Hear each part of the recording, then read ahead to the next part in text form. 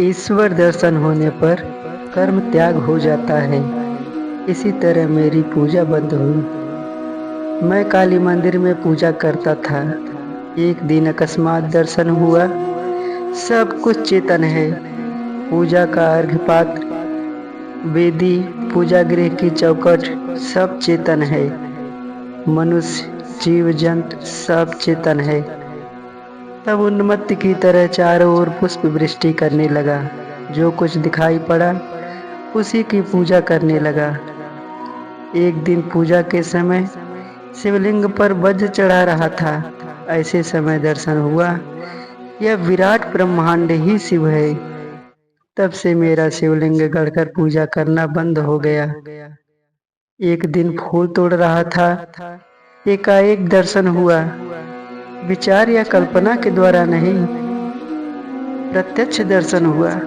एक एक फूल का पौधा मानो एक एक पुष्प गुच्छ है, जो उस विराट मूर्ति पर शोभायमान हो रहा है। उस दिन से मेरा फूल तोड़ना बंद हो गया। एक बार मुझे दर्शन हुआ था। देखा, सारा ब्रह्मांड और सभी जीव जंतु आदि एक ही पदार्थ से बने हुए हैं। मानो मोम का घर बना हो, उसमें बागीचा, रास्ते, आदमी, जानवर, सब कुछ एक ही मोम से बने हों। मैं क्या देख रहा हूँ जानते हो? देख रहा हूँ वे ही सब कुछ बने हैं। मनुष्य तथा अन्य जितने भी जीव देख रहा हूँ, सब मानो चमड़े के बने हुए हैं। उनके भीतर से वे ही हाथ पैर सिर हिला डुला रहे हैं। माँ ने मुझे भक्त की अवस्था, विज्ञानी की अवस्था में रखा है। इसलिए रखाल आदि के साथ हंसी मजाक किया करता हूँ। यदि वह मुझे ज्ञानी की अवस्था में रखती तो यह संभव न होता। इस अवस्था में देखता हूँ माँ स्वयं ही सब कुछ बनी है। सर्वत्र उसी को देखता हूँ। काली मंदिर में देखा, माँ ही दुष्ट व्यक्ति भी बनी है। यहाँ तक कि भागवत पंडित का भाई भी वही बनी है। रामलाल की माँ को डांटने गया, पर डांट न सका। देखा वह माँ का ही एक रूप है। कुमारियों के भीतर माँ को देखता हूँ, इसीलिए कुमारियों की पूजा करता हूँ। मेरी घरवाली पैरों को सहला देती है, तो बाद में मैं उसे नमस्कार करता हूँ। मुझे इस अवस्था में रखा है, इसलिए कोई नमस्कार करे तो मुझे उसे प्रति नमस्कार करना पड़ता है। देखो, दुष्ट लोगों तक को टाल नहीं पाता। तुलसी की पत्ती भले ही सूखी हो, छोटी हो, फिर भी वह ठाकुर जी की ही सेवा में लगती है। मैं देखता हूँ मानो पेड़ पौधे, मनुष्य, पशु, घास, पानी, सब तरह तरह के तकिए के गिलाफ हैं।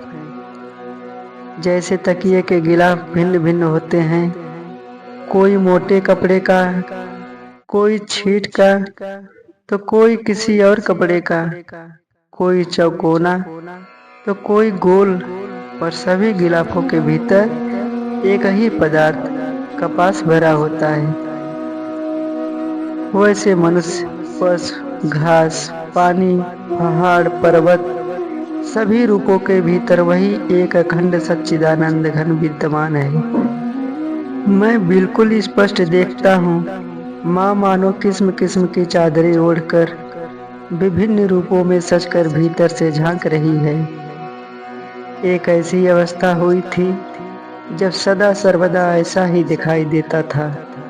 मेरी उस अवस्था को देख समझ न सकने के कारण सब लोग मुझे समझाने बुझाने शांत करने आए। रामलाल की माँ और अन्य महिलाएं कितनी ही बातें कहती हुई रोने लगी। उनकी ओर देखकर मुझे यही दिखने लगा कि माँ जगदम्बा स्वयं ही इन रूपों को धारण कर ऐसा कर रही है। माँ का यह ढोंग देखकर मैं हंसते हंसते लौटने और कहने लगा, वाह, बढ़िया सजी हो। एक दिन काली मंदिर में आसन पर बैठकर माँ का ध्यान कर रहा था, पर बहुत प्रयत्न करके भी मन में माँ की मूर्ति को नहीं ला सका। फिर देखा रमणी नाम की एक वेश्या जो घाट पर स्नान करने आया करती थी। उसी का रूप धारण कर माँ पूजा के घट की ओर से झांक रही है। देखकर मैं हंसते हुए कहने लगा, वाह वाह, आज तुझे रमणी बनने की इच्छा हुई। बहुत अच्छा, आज इसी रूप में पूजा ग्रहण कर। इस तरह माँ ने मुझे समझा दिया, वेश्या भी मैं ही हूँ, मेरे सिवा कुछ नहीं है।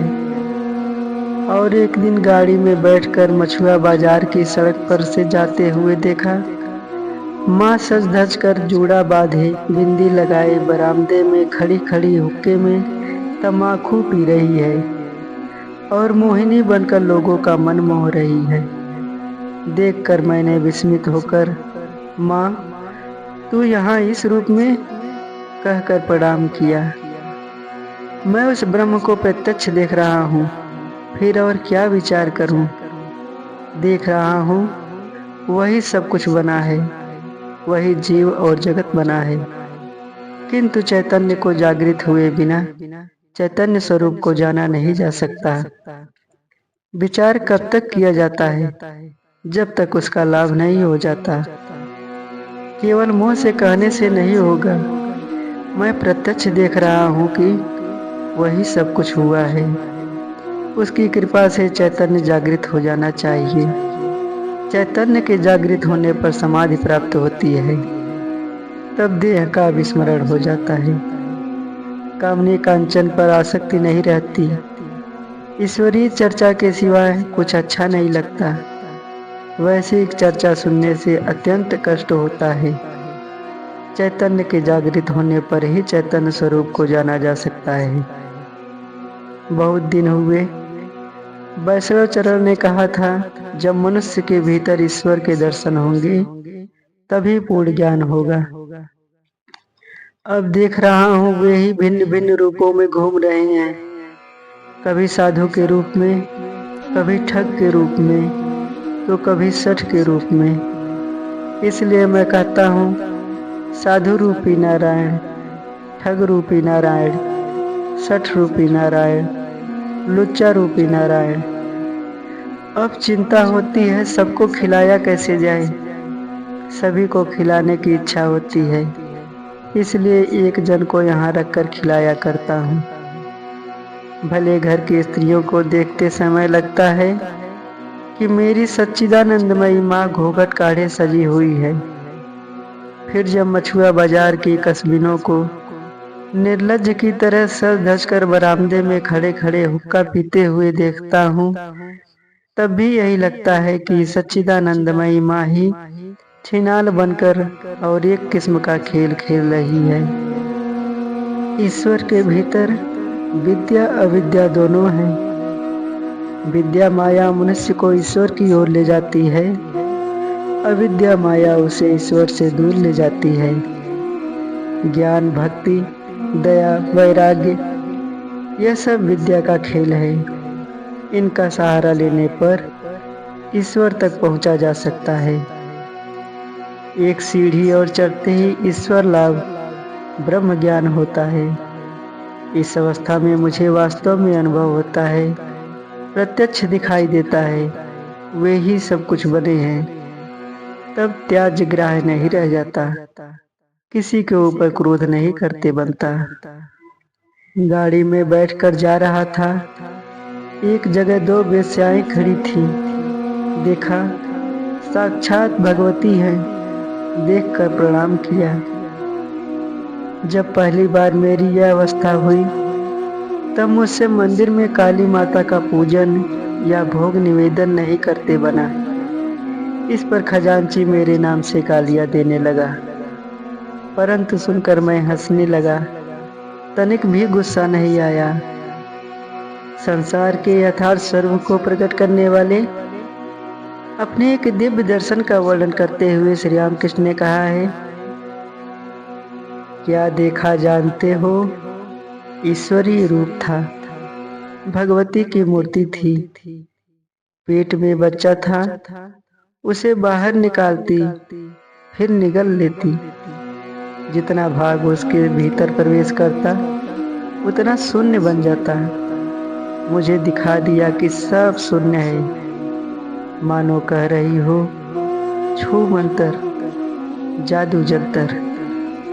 जय माँ भगवती, जय श्री राम कृष्ण परमहंस। दोस्तों, वीडियो भक्तिमय लगा हो, भगवान के प्रति थोड़ी सी भी मन में श्रद्धा उत्पन्न हुई हो तो मेरे वीडियो को लाइक करें, मेरे चैनल को सब्सक्राइब करें और अपने दोस्तों के साथ शेयर करें।